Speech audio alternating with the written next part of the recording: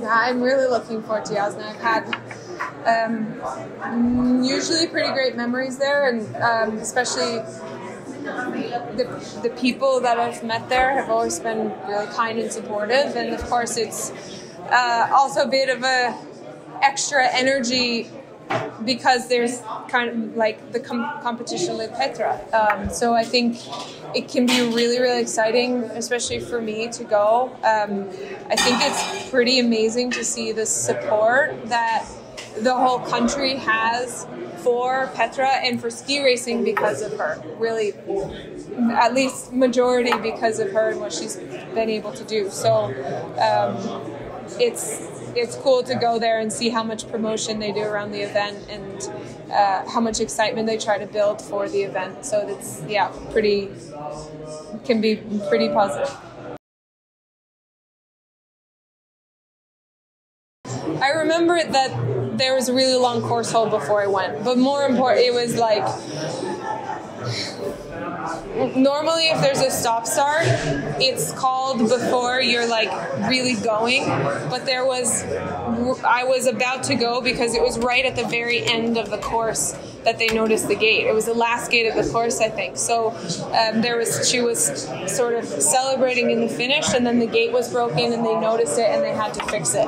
And when I look back on it, I'm like, that was just really, basically it was shit luck that it wasn't the first gate of the course, it was the last gate. So I had a course hold at the last second, so I was like ready, and then I pulled back. And it was like, you know what, I was really mad at the time because it felt like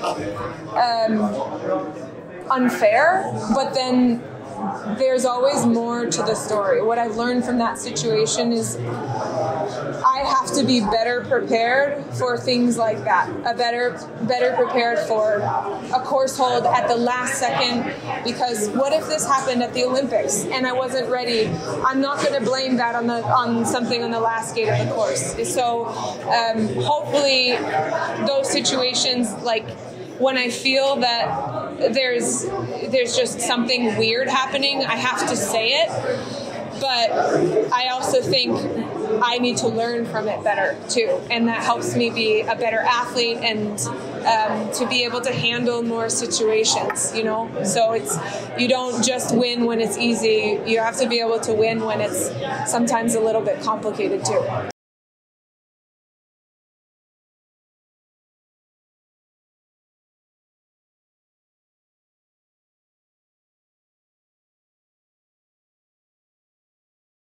I think it's fair to be afraid because the political world is so controversial. It is so polarized. But at the same time, you have to vote. You have to make that's your best voice that you have as a citizen, especially in democracies, to vote. And you don't have to make your opinion public.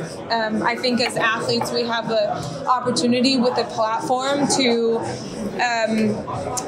promote ideas for a better world, but at the basis, everybody's going to have an opinion.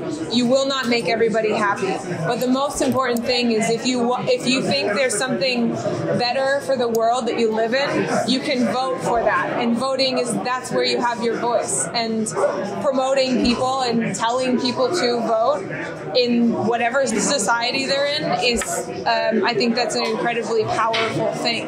Not everybody has that right. There's a lot of societies that do not have it, like women still don't have the right. So it's pretty important to continue this progress so that humans are able to voice what they think is important in the world. And yeah, then in that sense, I don't know if that's arguable. I'm not afraid if somebody says you shouldn't be able to vote. Like, no, everybody should be able to vote and be able to exercise their right and what they think is important in the world.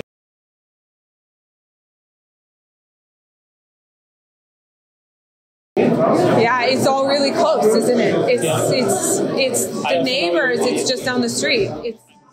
It's a really, really tough time, and I'm careful not to say that it hasn't been tough for years and generations, thousands of years.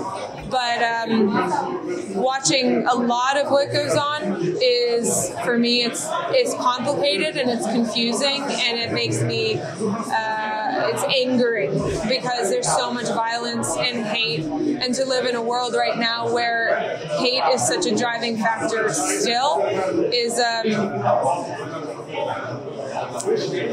I think there's a lot that can be improved there.